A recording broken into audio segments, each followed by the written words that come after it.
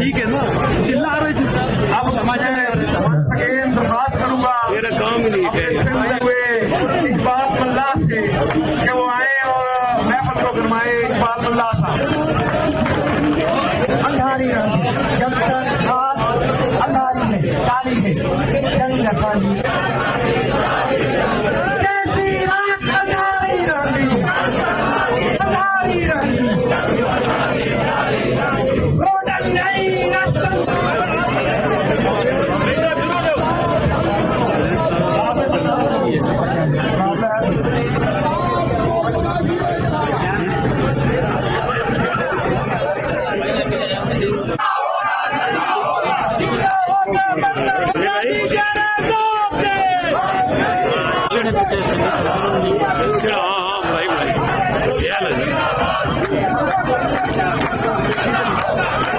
पीछे